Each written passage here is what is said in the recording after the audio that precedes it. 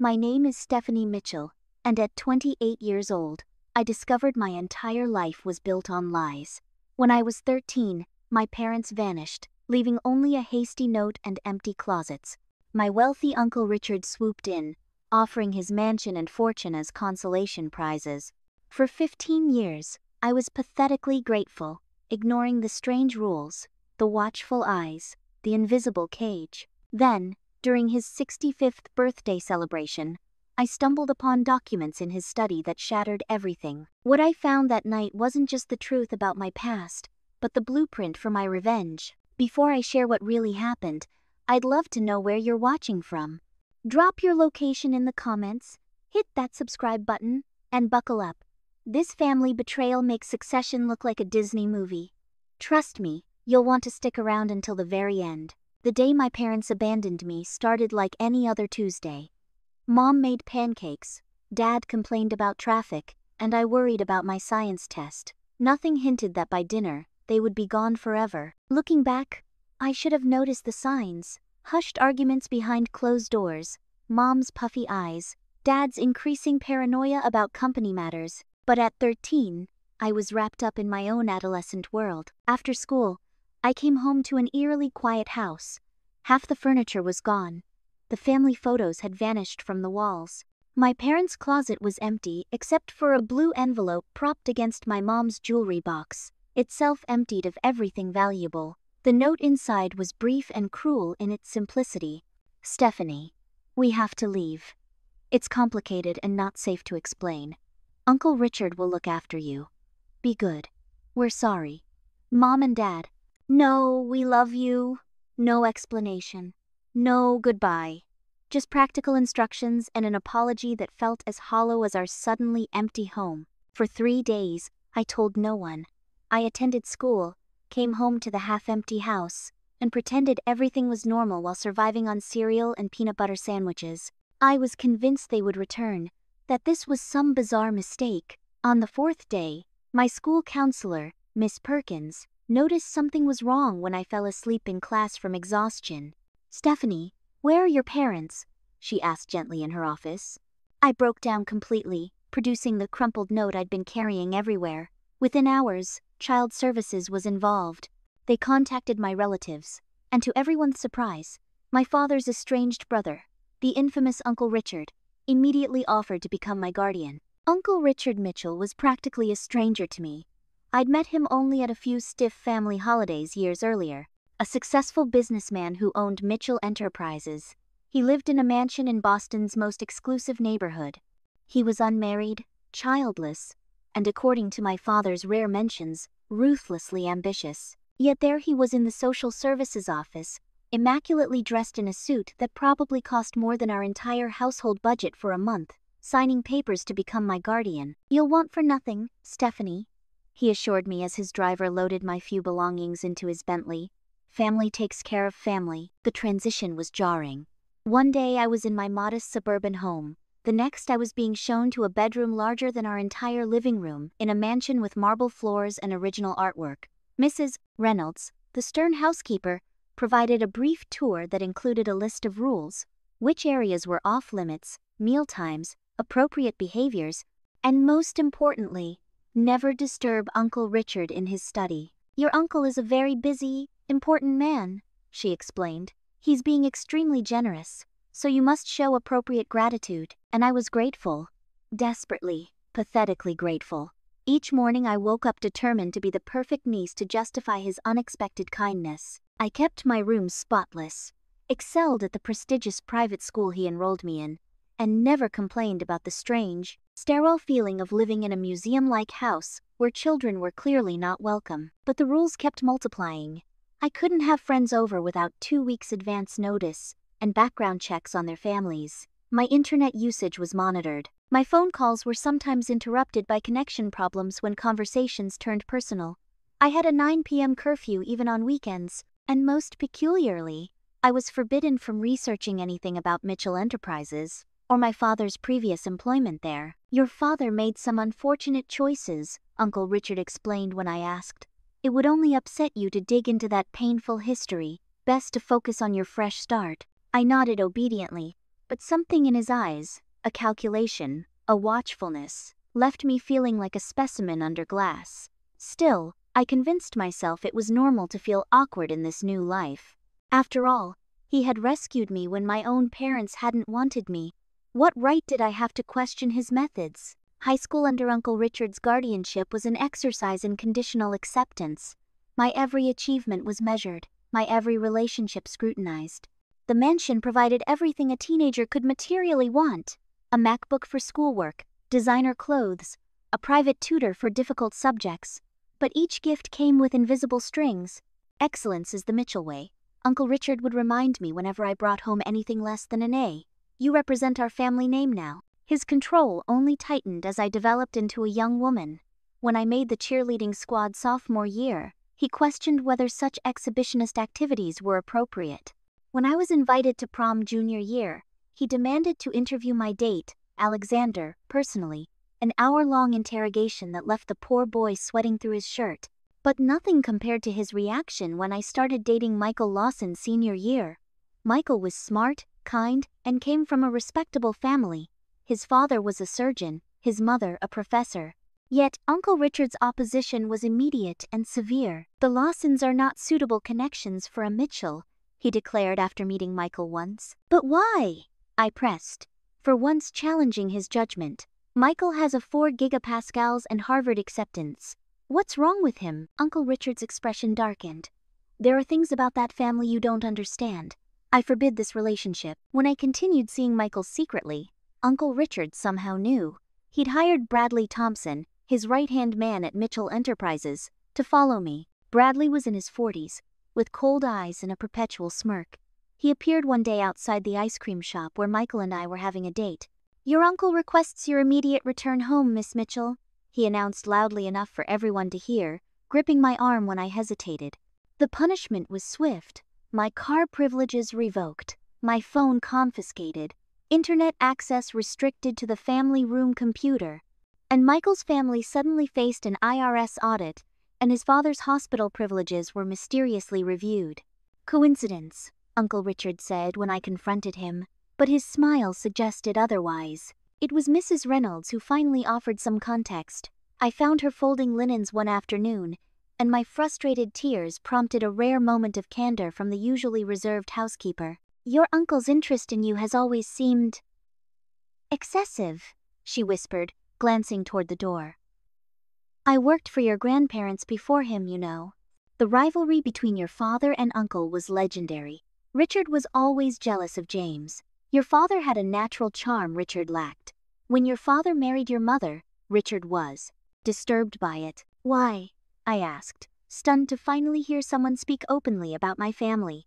"Laura, your mother. She had once worked at Mitchell Enterprises. There were rumors."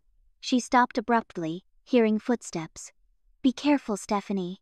Something isn't right about the way he watches you." Her warning intensified my growing need to understand my past.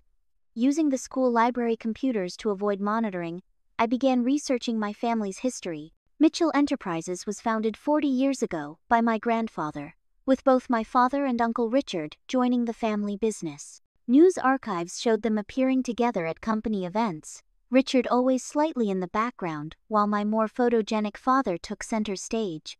Then, 16 years ago, something happened. My father abruptly left the company. The business press reported it as an amicable separation to pursue other interests, but I found a small article in a local business journal mentioning a heated dispute over ethical considerations regarding something called Project Nightshade. When I tried to research Nightshade, I hit digital brick walls.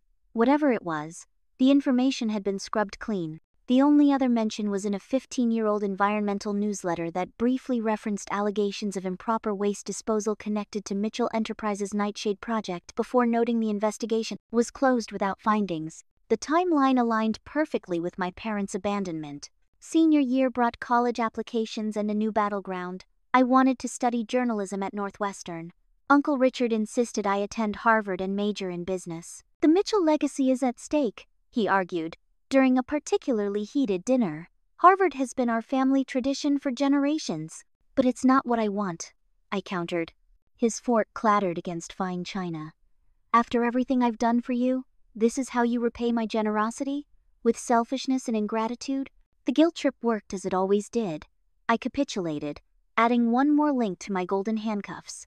Harvard was only 5 miles from Uncle Richard's mansion, close enough for weekly dinner obligations but just far enough to taste something resembling freedom. I moved into campus housing despite his protests, claiming it was essential for the full college experience while privately desperate for space to breathe. My roommate Jessica Kennedy was everything I wasn't. Boldly confident, unfiltered, and suspicious of authority. She noticed Uncle Richard's surveillance tactics immediately. "That's your uncle's car outside our dorm."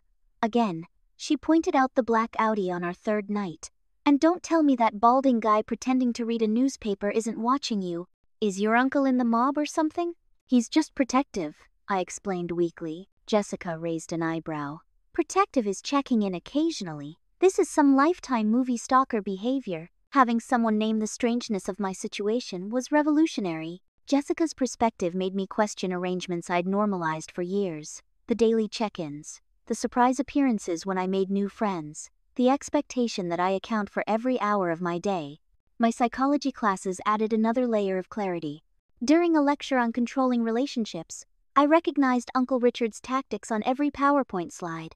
Isolation from support systems, financial control, emotional manipulation, monitoring behaviors, intermittent reinforcement.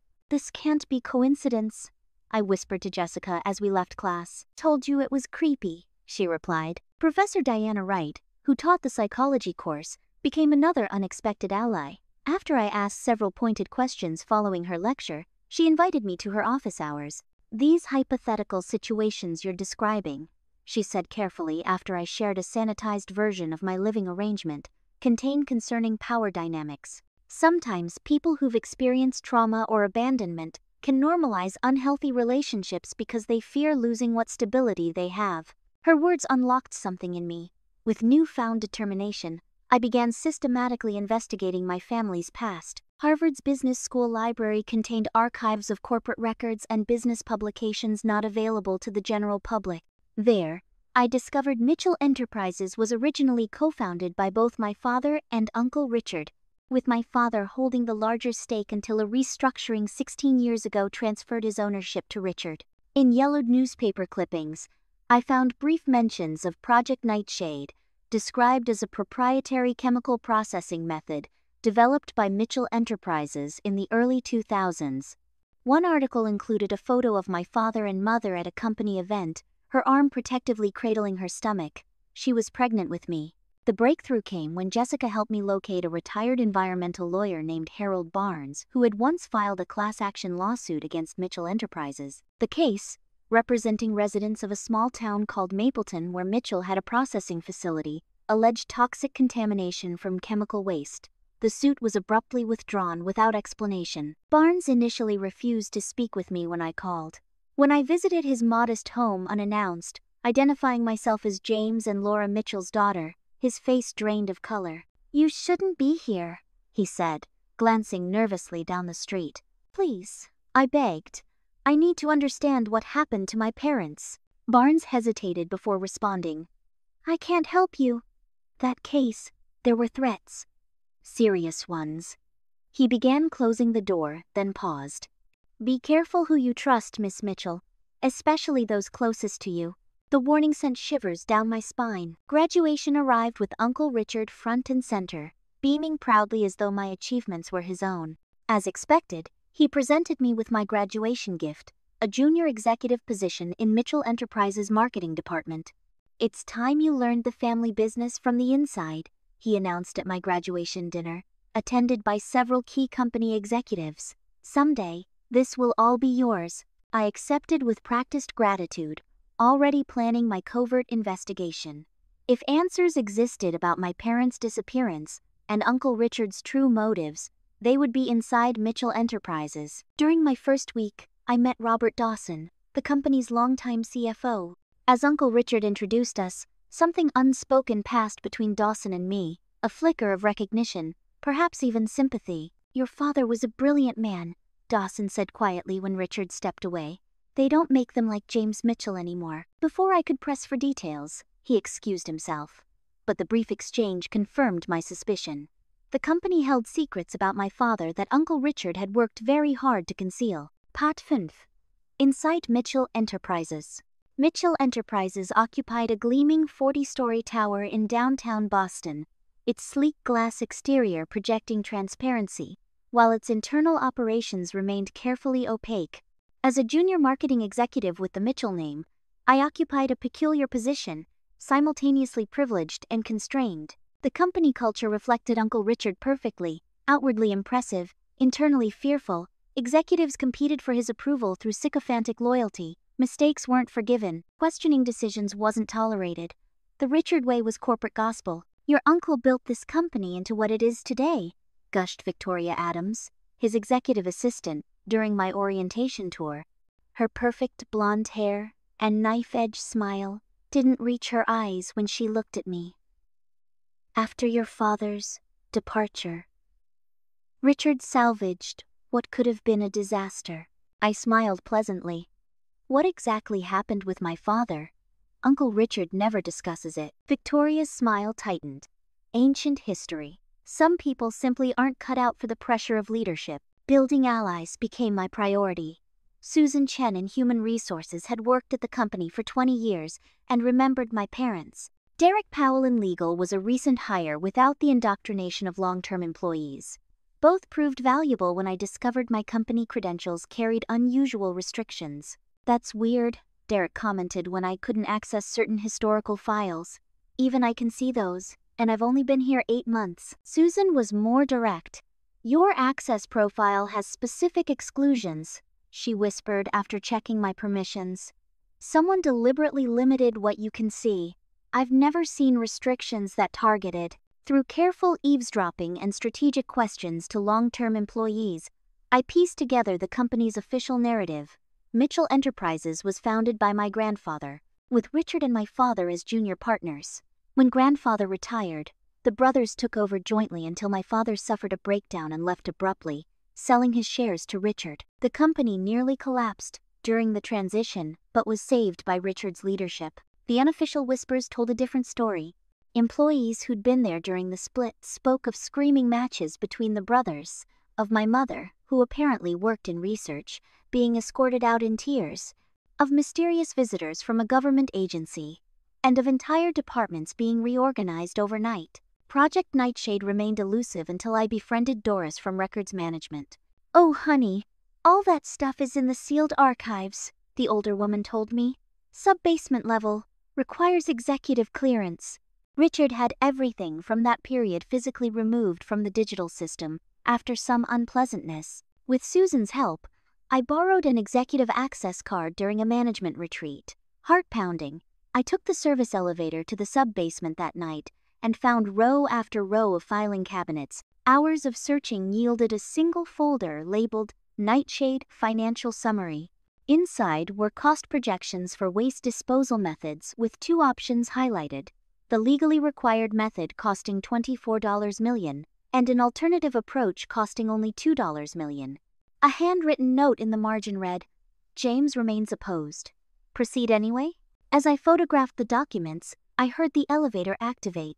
Barely escaping through a service stairwell, I emerged to find Victoria working late, watching me suspiciously. "Sub-basement access requires authorization, Stephanie," she said coldly. "I'm sure your uncle would be interested to know what you needed down there." The threat was unmistakable. The next morning, Uncle Richard called me to his office. "I understand you've been exploring areas of the company beyond your department," he said, his voice deceptively casual as he gazed out at the Boston skyline. "Curiosity is admirable, but boundaries exist for a reason." "I just want to understand our business better," I replied innocently. He turned, studying me with calculation. "Family legacy is everything to me, Stephanie, after your father's unfortunate choices.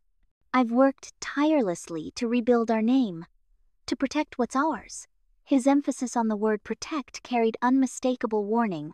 I'd hate to see anything jeopardize that. That evening, I found Bradley Thompson waiting beside my car in the parking garage. "Your uncle is concerned about your extracurricular activities," he said, blocking my driver's door. "He's been very patient with your adjustment period. That patience has limits."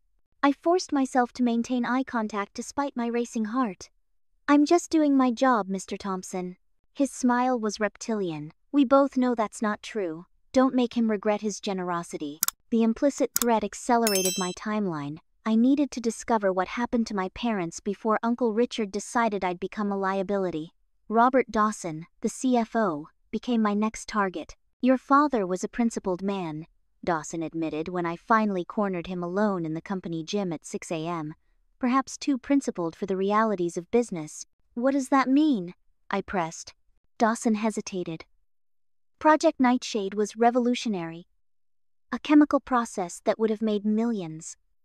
Your father supported it until concerns arose about environmental impact. When testing showed potential groundwater contamination, your father wanted to scrap the project. Richard saw it differently. So they fought over environmental concerns? It went beyond that, Dawson said quietly. Your mother worked in our research division. She conducted additional testing secretly, found evidence the contamination was worse than reported. Cancer clusters possible. They were going to blow the whistle. My blood ran cold, and then they disappeared. Dawson looked away. I've said too much. Richard can be unforgiving toward perceived disloyalty. He hurried toward the exit, then paused. Check the environmental testing reports from Mapleton. The real ones. That night, I discovered Uncle Richard planned to formally announce me as his successor at the upcoming board meeting, coinciding with his 65th birthday celebration. The Mitchell legacy would officially transfer to me after he'd molded me into his perfect corporate image. The timing wasn't coincidental. I had weeks, at most, to uncover the full truth before I became irreversibly entangled in whatever secrets he was hiding. The anonymous email arrived on my personal account with no subject line. I know what happened at Nightshade. I know what happened to your parents. Orchard Park, bench #7, Wednesday, noon. Come alone. It's obviously a trap, Jessica insisted when I showed her the message in my apartment that evening. After graduation, she'd taken a job at a Boston law firm, and our friendship had deepened as she became my confidant in the investigation. But what if it isn't? I countered. What if this person actually has answers? Professor Wright, who'd maintained contact as both mentor and unofficial therapist, offered a compromise. Meet in public, with backup nearby. Jessica and I will be watching from different locations. Any sign of trouble, we intervene. Wednesday arrived with pouring rain, appropriate for clandestine meetings. I sat on bench #7, umbrella in hand, scanning for threats.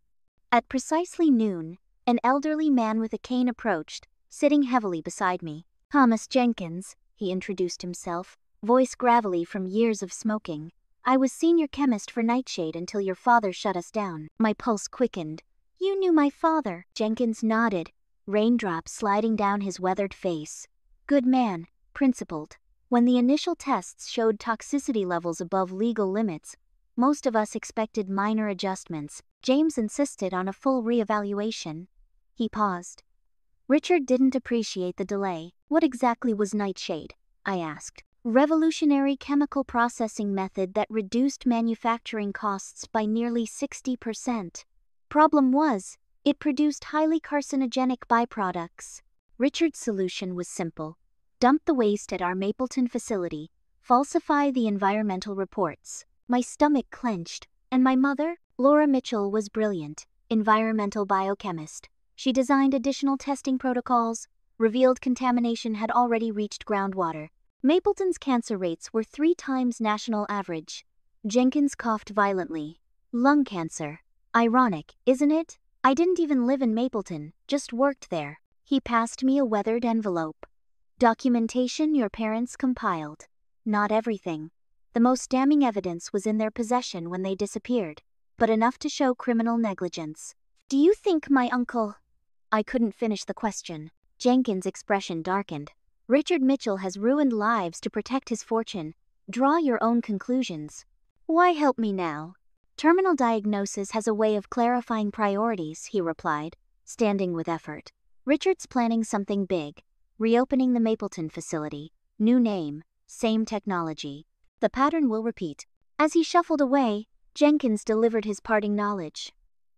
The real evidence. The smoking gun that proves everything. Your uncle keeps it close. His private safe. insurance against anyone coming forward. That night, I meticulously reviewed Jenkins' documents. Environmental testing showed alarming toxicity. Internal memos revealed intentional falsification of safety reports. Most disturbing was an insurance assessment estimating potential liability at over $500 million if contamination became public, enough to bankrupt the company 15 years ago. The final piece was a photograph. My parents loading suitcases into their car, clearly taken by surveillance. The timestamp showed just days before they disappeared. They weren't abandoning me, they were fleeing. Uncle Richard's upcoming 65th birthday celebration, a lavish party at his mansion, provided the perfect opportunity to access his study. With hundreds of guests, security would be focused outward, not on a trusted niece wandering the family home. Mrs. Reynolds, still the housekeeper after all these years, became my unexpected ally in planning. "I've worked for this family 40 years, she confessed when I carefully approached her. "Your grandfather would be ashamed of what Richard's done. Your mother was kind to me when few others were. If there's evidence in this house, it should come to light." She provided crucial information. The study would be locked during the party, but she knew where the spare key was kept. Security cameras had blind spots she'd mapped out. Most importantly, she'd noticed Richard accessing a hidden safe behind his grandfather's portrait whenever handling sensitive documents. The combination might be significant dates, she suggested.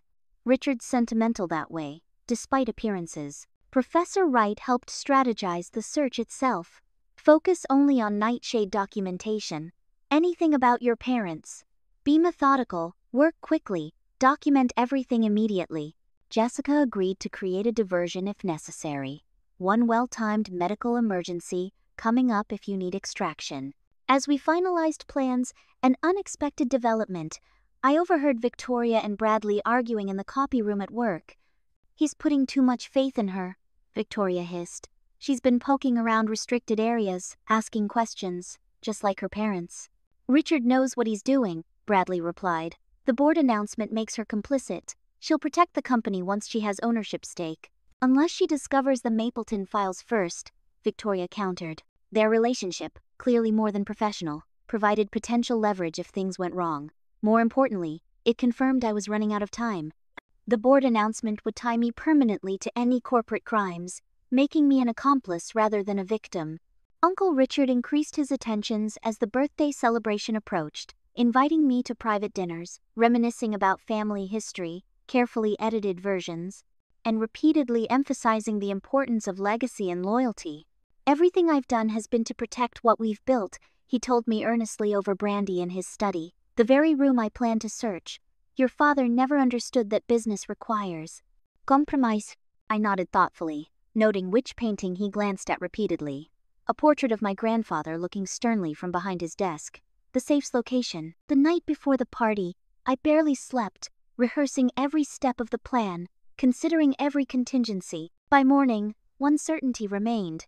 After 15 years of manipulation, I would finally learn why Uncle Richard had really taken me in. Uncle Richard's birthday celebration transformed the already impressive mansion into a showcase of wealth and power. Crystal chandeliers sparkled above floral arrangements that cost more than most people's monthly rent. Boston's elite circulated beneath Renaissance art while sipping champagne worth hundreds per bottle. A string quartet played subtly in the corner, all testaments to the Mitchell legacy Richard referenced constantly. I wore the designer dress he'd selected, an elegant black number that emphasized my resemblance to my mother, though I doubted he realized the painful irony. For hours, I played my role perfectly, the grateful niece, the devoted heir, laughing at appropriate moments with board members, and complimenting their wives with practiced charm. "You've raised her beautifully, Richard," cooed Margaret Whitman, wife of the company's largest investor. "She has your business acumen but with such lovely social graces." Uncle Richard beamed, his hand possessively on my shoulder. "Stephanie understands the importance of family. Don't you, dear?" I smiled, the muscles in my face aching from the effort. "Family is everything." At precisely 9:30 p.m., Richard clinked his glass for attention, gathering the 100-plus guests for his speech. As he pontificated about building a legacy and looking toward the future, he announced what many had already speculated. I would be formally named as his successor at the upcoming board meeting. "The Mitchell name will continue through Stephanie," he declared, raising his glass toward me as applause erupted. That was Jessica's cue. From across the room, she collapsed dramatically, clutching her chest and gasping for air. As a former drama major, she delivered a performance worthy of an Oscar. "She has a heart condition," I cried, rushing to her side as guests backed away in alarm. "Someone call an ambulance!" In the ensuing chaos, with attention focused on the medical emergency, I slipped away down the familiar hallway to Uncle Richard's study. Mrs. Reynolds had left the spare key exactly where promised, inside a hollow book on the library shelf adjacent to his office. Inside the study, I locked the door behind me and worked quickly. The portrait of my grandfather swung away from the wall just as Mrs. Reynolds had described, revealing a digital safe. I tried obvious combinations: Uncle Richard's birthday, the company founding date, before trying my father's birth date. The safe clicked open. Inside, organized with Richard's typical precision, lay a series of folders. The first contained complete nightshade documentation, unaltered test results showing catastrophic environmental damage, cancer cluster analysis in Mapleton showing statistically impossible rates of disease, and most damning, internal memos acknowledging the contamination while outlining plans to cover it up rather than remediate. The second folder contained surveillance reports. My blood ran cold seeing photos of my parents in Mexico, Argentina, and finally Costa Rica, all taken after they supposedly abandoned me. Reports detailed their movements, their attempts to build new identities, their plans to expose Mitchell Enterprises from abroad. The third folder held newspaper clippings about their fatal car accident in rural Mexico. Attached was a handwritten note in Uncle Richard's precise script. "Problem resolved. Cleanup complete. No materials recovered." But it was the final folder that stopped my heart. Inside were letters, dozens of them, from my parents to Uncle Richard after they fled. Their contents shattered everything I thought I knew. "Richard, we beg you again to leave Stephanie out of this. She's an innocent child. We left her behind believing you wouldn't harm your own niece. She's your family too. We have all the nightshade documentation. If anything happens to Stephanie, it goes public. Let us disappear completely, and those files never see daylight. Your weekly reports about her are unnecessary cruelty. We made our choice. Leaving her was agony. Do you enjoy torturing us with what we've lost?" The final letter, dated just days before their accident, contained a desperate plea. "We'll turn over every piece of evidence we have.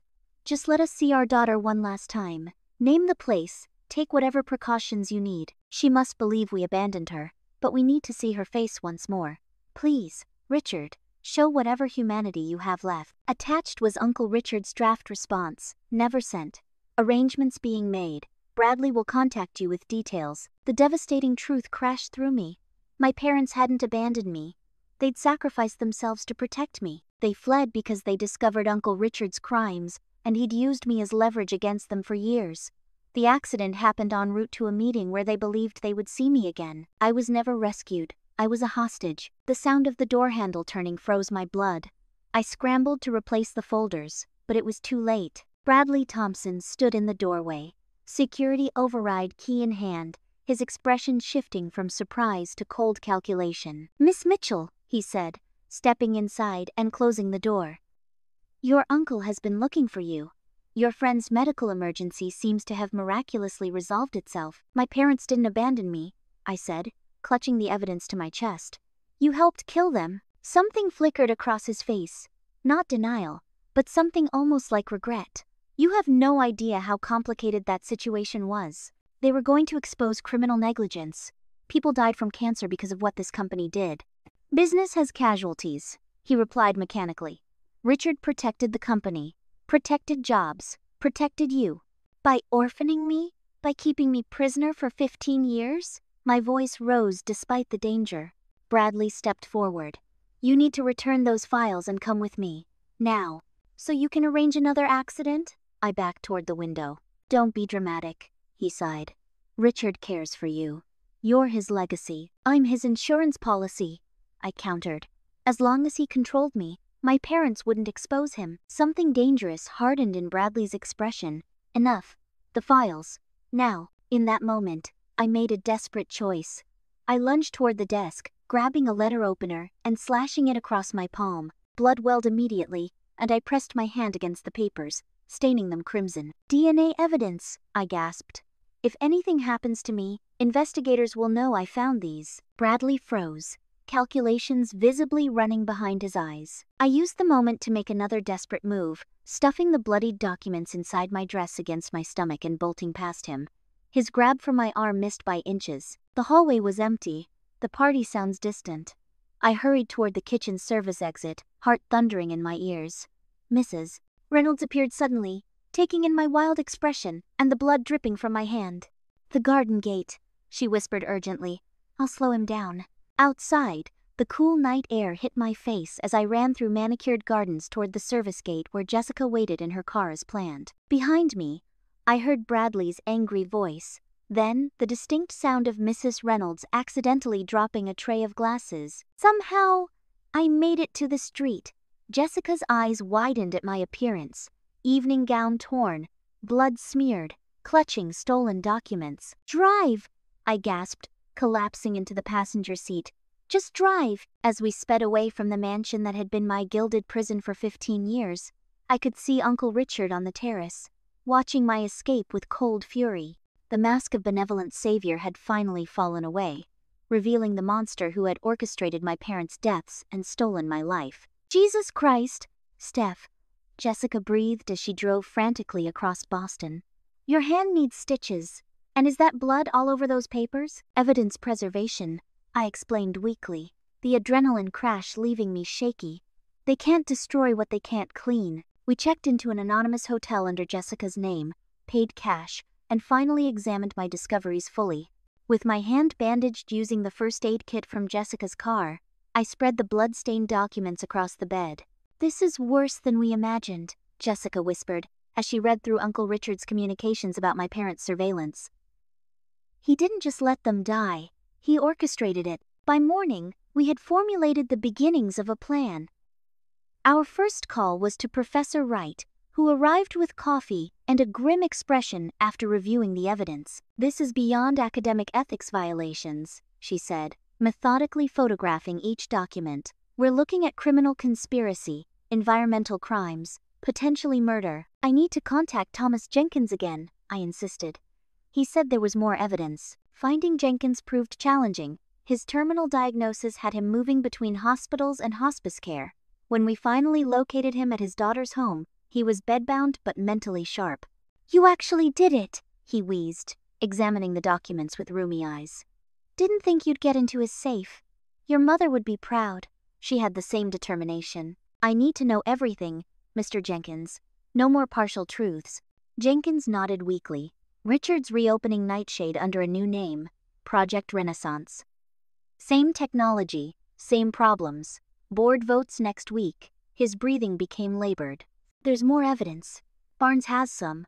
I kept copies too." Harold Barnes, the retired environmental lawyer, was initially reluctant to meet, but the documents changed his mind. In his modest living room, surrounded by framed family photos, he finally shared his story. "They threatened my grandchildren," he explained, hands trembling slightly. "Said accidents happen to children all the time. I dropped the lawsuit the next day." "Why didn't you go to the authorities?" Jessica demanded.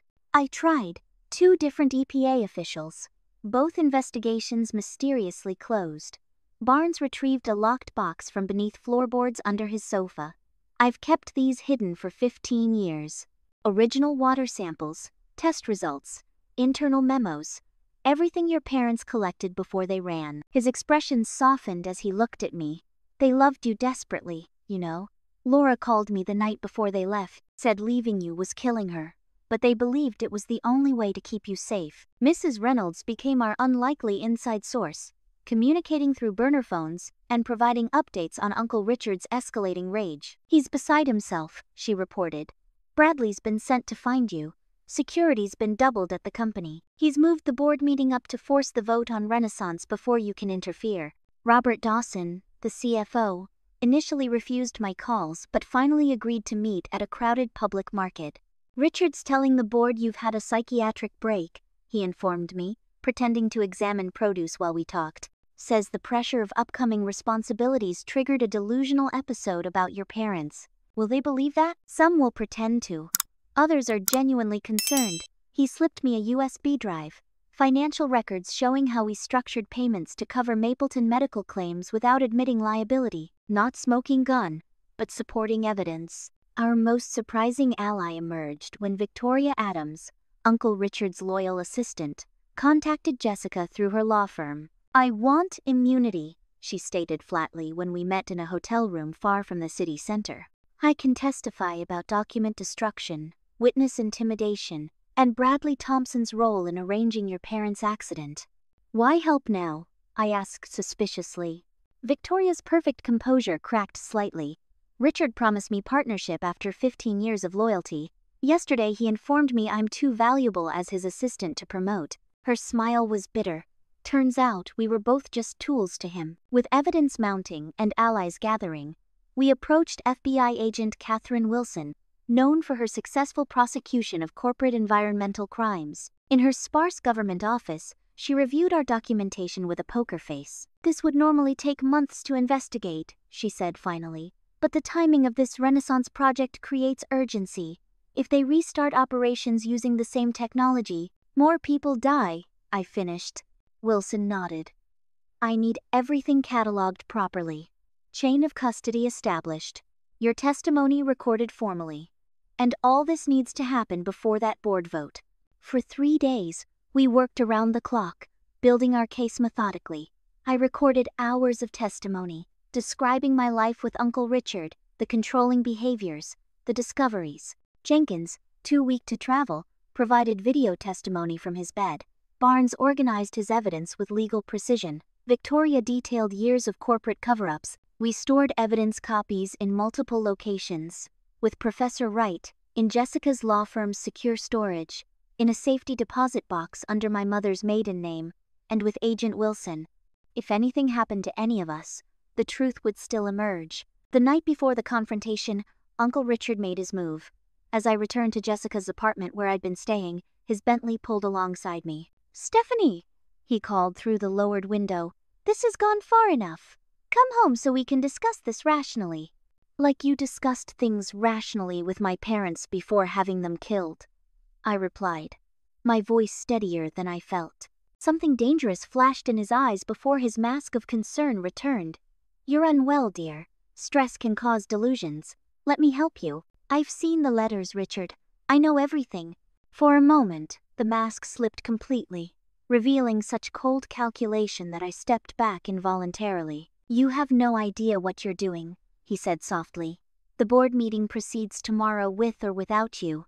Your little investigation changes nothing." As his car pulled away, I called Agent Wilson. "He's going through with the meeting. We need to move now." That night, I barely slept, rehearsing what I would say, steeling myself for the most important confrontation of my life. By morning, our plan was set. Evidence secured, elle positionned, testimony prepared. 15 years after my parents' disappearance, I was finally ready to face the monster who had stolen my life while pretending to save it. The Mitchell Enterprises headquarters gleamed in the morning sunlight, 40 floors of glass and steel projecting power and permanence. I adjusted my tailored blazer, armor for the battle ahead, and entered the building I'd once hoped to inherit. The security guard recognized me immediately. "Miss Mitchell, your uncle mentioned you might come. I'm supposed to escort you directly to the boardroom." "Perfect," I smiled, knowing Uncle Richard expected me to avoid the meeting altogether. The element of surprise remained mine. The boardroom occupied the entire top floor, a cathedral to capitalism with floor-to-ceiling windows overlooking Boston Harbor. The 12 board members, predominantly older white men in expensive suits, sat around a massive mahogany table. Uncle Richard stood at the head, midway through his presentation about Project Renaissance when I entered. His momentary surprise quickly transformed into calculated warmth. "Stephanie, I'm delighted you decided to join us after all. To the board," he added. "My niece has been under considerable strain lately. Family matters, you understand." Murmurs of sympathy circulated as I took the empty seat clearly intended for me, positioned symbolically at Richard's right hand. In fact, Richard continued smoothly. "Let's adjust our agenda. Before discussing Renaissance, I'd like to formally propose Stephanie Mitchell as Executive Vice President and my eventual successor. Her recent confusion aside, she represents the future of Mitchell Enterprises. The trap was elegant. By accepting the position, I would become complicit in the company's crimes. By refusing publicly, I would appear unstable, undermining my credibility. "Thank you, Uncle Richard," I said, matching his cordial tone. "Before the vote, I'd like to say a few words." Richard's smile tightened almost imperceptibly as he gestured permission. I stood, smoothing my skirt, and addressed the board directly. "Gentlemen, for 15 years I've been honored to carry the Mitchell name. I've been told repeatedly about our family legacy of innovation and leadership." I paused, making eye contact with each member. "Today, I'd like to share what that legacy truly entails." Before Richard could interrupt, I activated the presentation I'd prepared, bypassing his security with the administrator password Victoria had provided. The boardroom screen switched from his Renaissance proposal to the first Nightshade document. "Project Nightshade, 2007, I began calmly. "A chemical processing technology that reduced costs by 59% while producing highly carcinogenic waste. When environmental testing revealed groundwater contamination, the company faced a choice: abandon the project or cover up the damage." Richard lunged for the controls. "This is inappropriate and misleading. Stephanie is clearly unwell." "These are your own documents, Uncle," I continued, advancing to internal memos bearing his signature. "Your handwritten notes about falsifying environmental reports. Your authorization to dump toxic waste at the Mapleton facility despite knowing it exceeded legal limits by over 800%. The board members' expressions shifted from confusion to concern as more documents appeared on screen. "This is ancient history," Richard snapped. "Nightshade was discontinued years ago, after causing a cancer cluster that killed 37 people, I countered, displaying the health statistics. "Children, grandparents, mothers, fathers, all dead because Mitchell Enterprises chose profit over safety." Board member Lawrence Phillips leaned forward. "Richard, is this accurate? I was told Nightshade was discontinued due to efficiency issues, not environmental concerns." Before Richard could respond, I displayed the next document. "Project Renaissance isn't new technology. It's Nightshade rebranded, with the same fundamental flaws. The same technology that poisoned an entire community." Richard slammed his hand on the table. "Enough. Security will escort my niece out while she deals with her obvious emotional issues." "Your niece isn't going anywhere," came a firm voice from the doorway. Agent Wilson entered, flanked by 2 FBI agents. "But you might be, Mr. Mitchell." Bradley Thompson moved toward me threateningly, but one of the FBI agents intercepted him. "Mr. Thompson, I suggest you remain seated." I continued methodically through the evidence while Richard's composure cracked further with each revelation. His attempts to dismiss the documents as fabrications fell apart when I presented the originals bearing his signature, complete with forensic verification. "And now," I said, my voice finally breaking slightly, "the most personal part of this legacy." I displayed the surveillance photos of my parents, the correspondence between them and Richard, the evidence of Bradley tracking their movements to Mexico. James and Laura Mitchell didn't abandon their daughter. They fled after discovering Nightshade's dangers, taking evidence with them. Richard Mitchell used their 13-year-old daughter as leverage, knowing they wouldn't expose the company's crimes if it meant endangering me. The boardroom had gone deathly silent. "For 15 years, I believed my parents didn't want me," I continued, my voice steady despite the tears threatening. "In reality, they gave up everything, including their lives, trying to protect me and expose the truth." Richard's face had drained of color. "You have no proof of any connection between me and your parents' unfortunate accident." Victoria Adams stood from her observer's seat at the back of the room. "Actually, she does." She placed a recorder on the table. "Richard instructed Bradley to handle the Mitchell problem permanently, 3 days before their car accident. I have the recording of that conversation." "You treacherous bitch!" Richard snarled, his cultivated persona completely evaporated. "The FBI has been building a case against Mitchell Enterprises for months," Agent Wilson explained to the stunned board. "Miss Mitchell's evidence provided the final pieces we needed." Richard's desperation turned to rage as he realized his carefully constructed empire was collapsing.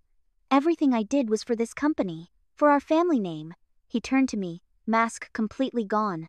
"Your father was weak. He would have destroyed everything my father built over some theoretical risk." "Theoretical?" I echoed incredulously. 37 people died. Acceptable losses in business," he hissed. I saved you from their weakness. I gave you everything. You murdered my parents. They were going to destroy us, Richard shouted, control completely abandoned. Your mother found contamination spreading beyond Mapleton. Class action lawsuits would have bankrupted us. Your father refused to see reason. They left me no choice. The confession hung in the air, recorded by multiple devices. Richard realized his fatal error too late. Mr. Richard Mitchell, Agent Wilson said formally. You're under arrest for conspiracy, environmental crimes, obstruction of justice, and suspicion of involvement in the deaths of James and Laura Mitchell. As the FBI agents handcuffed my uncle, the boardroom erupted into chaos. Executives frantically distanced themselves from knowledge of Nightshade. Bradley Thompson was detained attempting to leave the building. Victoria provided a formal statement implicating both men. In the midst of the tumult, I felt strangely calm. The truth I'd sought for 15 years was finally exposed. My parents' sacrifice vindicated. My own unwitting role as hostage and pawn finally ended. As media vans converged outside the building, and reporters scrambled for details on the dramatic arrest of one of Boston's most prominent businessmen, I quietly left through a service entrance. The Mitchell legacy was irrevocably changed. But for the first time since I was 13 years old, I was truly free. 6 months after Uncle Richard's arrest, I sat in the courtroom as the judge delivered his sentence. 30 years for conspiracy, environmental crimes, fraud, and his role in my parents' deaths. The evidence had been overwhelming. Victoria's testimony particularly damaging as she detailed years of cover-ups and Richard's explicit orders regarding my parents. Bradley Thompson received 15 years for his role as accomplice. Several board members faced charges for knowingly approving the Renaissance project despite environmental risks. The Mitchell name, once synonymous with business success, now headlined case studies in corporate criminality. The defendants' actions reflect a profound moral corruption, the judge declared. Using a child as leverage against her own parents represents depravity beyond the court's comprehension. Uncle Richard, diminished in standard prison attire, didn't look at me once during sentencing. The powerful man who had controlled my life for 15 years now couldn't even control his own freedom. Outside the courthouse, I announced the establishment of the Mapleton Victims Fund, $100 million from Mitchell Enterprises assets to support affected families and environmental remediation. The company itself was being restructured under independent leadership with a mandate for ethical operations and transparency. The Mitchell legacy is being redefined today, I told the assembled press. Not as one of profit at any cost, but of accountability, healing, and justice. The months following the trial involved intensive therapy with Dr. Wright, processing the complex trauma of my upbringing and my parents' deaths, learning to see myself not as an abandoned child or a corporate heir, but as my own person with choices finally restored. Grief doesn't follow a linear path, Dr. Wright reminded me during particularly difficult sessions. You're mourning parents you thought abandoned you, while simultaneously learning they died trying to protect you. That's extraordinarily complex trauma. Mrs. Reynolds provided unexpected comfort by sharing memories of my mother from the company's early days. Laura had your exact laugh, she told me over tea in her retirement apartment, funded by the settlement she received as whistleblower. And that stubborn streak, definitely from your father. James would argue principle with Richard for hours when everyone else just gave in. I discovered distant relatives on my mother's side, cousins in Seattle who welcomed me warmly and shared family photos I'd never seen. For the first time, I celebrated holidays with family who expected nothing in return for their affection. Jessica remained my steadfast support, helping navigate the practical aspects of my new independence while providing much-needed normalcy. You need to learn how normal friendships work, she insisted, dragging me to concerts and hiking trips, ones without psychological manipulation and murder plots. 3 months after the sentencing, I made the difficult decision to visit Uncle Richard in prison. The visiting room was stark and institutional, worlds away from his mansion's opulence. He looked older, diminished, yet the calculating intelligence in his eyes remained unchanged. "Come to gloat?" he asked as opening statement. "I came for answers," I replied. "Not for you, for me. And if I have none to give, then I'll find peace anyway." I studied the man who had shaped so much of my life. Did you ever care for me at all? Or was I only ever leverage? Something complicated passed across his features. Both, perhaps. You were insurance initially, but you were also a Mitchell. Family legacy was everything to me. Legacy built on death and poison. Legacy built on necessary sacrifices, he corrected, unrepentant. Your father never understood that. He understood perfectly, I countered. He chose human lives over profit. He chose right over easy. Richard's smile was cold, and died for it. I stood to leave, having heard what I needed. I'm not here for forgiveness, yours or mine. I'm here to tell you I'm keeping the Mitchell name, but redefining what it stands for. The legacy you killed for is becoming everything you fought against. His face contorted with fury. You've destroyed everything I built. No, Uncle Richard, you did that yourself the moment you decided profit mattered more than people. Walking away from that final conversation brought unexpected lightness. His continued justifications confirmed what I needed to know. My decision to forgive was for my healing alone, not his redemption.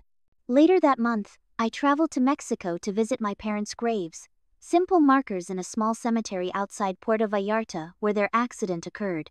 I brought white lilies, my mother's favorite according to Mrs. Reynolds, and spent an afternoon simply talking to them, sharing 15 years of experiences they'd missed. I understand now, I told them, touching the sun-warmed stone. Why you left, why you couldn't take me with you. I'm sorry I spent years angry at you for abandonment that never happened. The grief was profound but cleansing. Mourning parents who had loved me enough to sacrifice everything in my protection. Parents who had faced an impossible choice and chosen my safety over their own. Back in Boston, I focused on reshaping Mitchell Enterprises with transparency and ethical practices as foundational principles. The board was reconstituted with environmental experts, ethics professionals, and community representatives from Mapleton. Every decision now required impact assessment beyond profit margins. The greatest revenge, Dr. Wright observed during our final therapy session, isn't destroying what Richard built, but transforming it into everything he opposed. The journey from 13-year-old abandoned child to 28-year-old architect of justice had been painful beyond measure. The scars would always remain. Trust coming slowly, hypervigilance in relationships, dreams where I searched endless corridors for parents who remained just out of reach. Yet the truth had indeed set me free. Free to grieve honestly. Free to build a life unconstrained by manipulation. Free to honor my parents' memory by living with the courage and principle that had defined their final choices. The Mitchell legacy continues, not as a monument to wealth accumulated at any cost, but as testimony to the power of truth against even the most carefully constructed lies. The journey of healing remains ongoing, but now follows a path illuminated by understanding rather than shadowed by deception. What would you do if you discovered someone who claimed to protect you was actually your jailer? Have you ever uncovered family secrets that changed how you viewed your entire childhood? I'd love to hear your thoughts in the comments below. This channel is about sharing stories that help us process life's most challenging moments together. If this story resonated with you, please hit that subscribe button so we can continue this journey together. Give this video a thumbs up if you found strength in witnessing the path to justice. Share with someone who might need to hear that truth eventually comes to light, no matter how deeply buried. Thank you for listening to my story. Remember, the most important legacy isn't what others build for us, but what we choose to build ourselves.